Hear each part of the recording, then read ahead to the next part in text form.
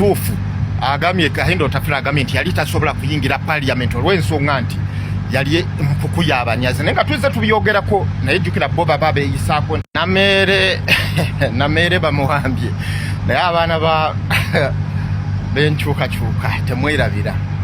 abaana bagambye nti bamuwambye naye comment section ndabye comment section ekituufu bamuwambye nameere bamuliddewo olw'entalo zibalimu ne munne Kabanda naye abaana babuuzizza okuwamba kyeki n'abaffe bibatuukako naye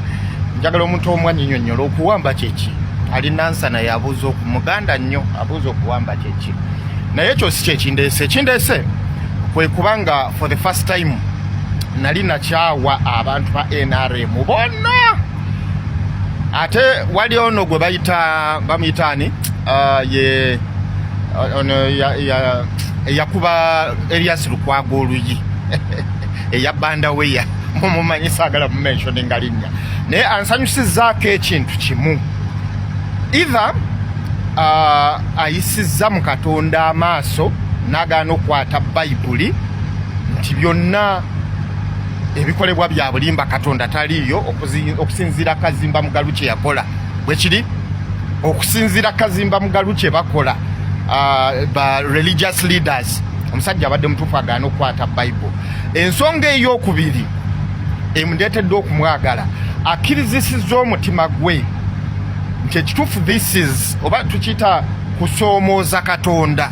mu luzungu kye bayita mocking nti tayinza kusoomooza Katonda ng'ekituufu bye bakola byonna ng'aba NRM bikolwa bya bubbi bikolwa bya butujju okuwamba abantu nga tebalina kye bakoze nga kikola kyandibadde kityoboola ekitiibwa kya Katonda okukwata Bible ng'ekituufu bagenda kubba ssente z'Abannayuganda ng'ekituufu bagenda kutulugunya bantu ng'ekituufu bagenda kukola kasi zambi yenna gw'omanyi mu kisanja kino ekiddako mwagadde nnyo omusajja oyo sigenda mwogera mu linnya naye mumutegedde oyo yabanda weya eyakuba Lukwago nga bali ku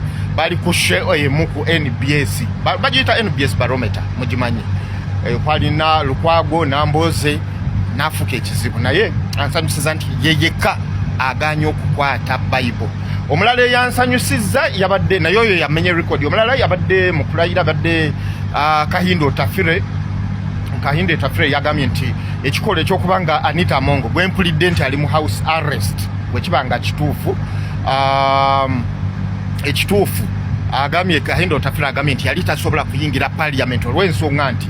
yali mpuku y'abanyazi naye nga tuzze tubyogerako naye jjukira bo baba beeyisaako nti tebabiraba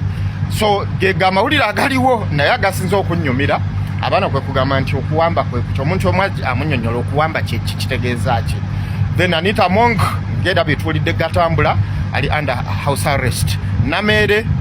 abaana bagambye bamukoze kye batamanyi mu Luganda omuntu omu asobola okunnyonnyola abaana abo okuwamba kyeki kirabika kipya mu matu gaabwe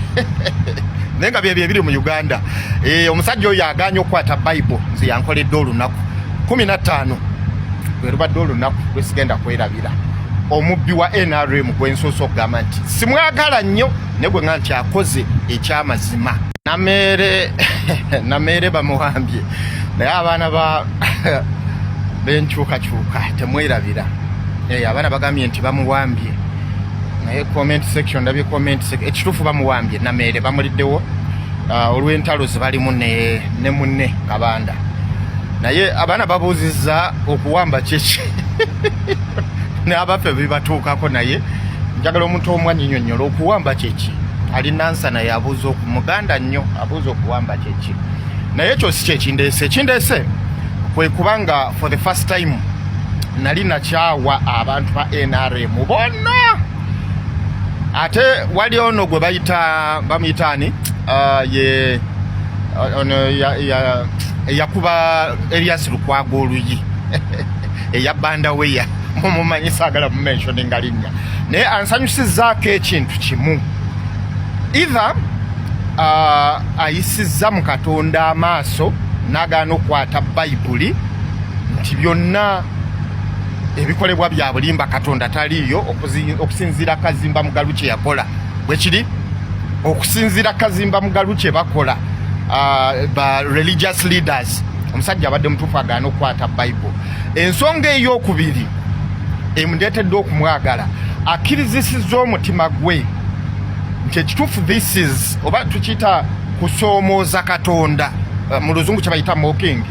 nti tayinza kusoomooza Katonda ng'ekituufu bye bakola byonna ng'aba NRM bikolwa bya bubbi bikolwa bya butujju okuwamba abantu nga tebalina kye bakoze nga kikola kyandibadde kityoboola ekitiibwa kya Katonda okukwata Bible ng'ekituufu bagenda kubba ssente z'Abannayuganda ng'ekituufu bagenda kutulugunya abantu ng'ekituufu bagenda kukola kasizambi yenna gw'omanyi mu kisanja kino ekiddako. Mwagadde nnyo omusajja oyo sigenda mwogera mu linnya naye mumutegedde oyo yabbandaweya eyakuba Lukwago nga bali ku show emu ku NBS bagiyita NBS barometer mugimanyi kwalina Lukwago Namboze n'afuka ekizibu naye ansanyusiza nti yeyeka aganya okukwata Bible. Omulala eyansanyusizza yabadde naye oyo yamenye record. Omulala yabadde mu kulayira abadde Kahindo Tafire yagambye nti ekikolo ekyokuba nga Anita Mongo gwempulidde nti ali mu house arrest bwekibanga ekituufu agambye Kahindo Tafire agambye nti yali tasobola kuyingira parliament olw'ensonga nti yali mpuku y'abanyazi naye nga tuze tubyogerako naye jjukira bo baba beeyisaako nti tebabiraba. So gega amawulire agaliwo naye agasinza okunnyumira abaana kwe kugamba nti okuwamba kwe kuki omuntu omwe amunnyonnyola okuwamba kitegeeza ki. Then Anita Mongo ngenda betuwulidde gatambula ali under house arrest. Namere abaana bagambye bamukoze kye batamanyi mu Luganda. Omuntu omwe asobola okunnyonnyola abaana abo okuwamba kyeki kirabika kipya mu matu gaabwe naye nga bye biri mu Uganda. Omusajja oyo aganya okukwata Bible nze yankoledde olunaku kusoomooza Katonda mu luzungu kye bayita mocking nti tayinza kusoomooza Katonda ng'ekituufu bye bakola byonna ng'aba NRM bikolwa bya bubbi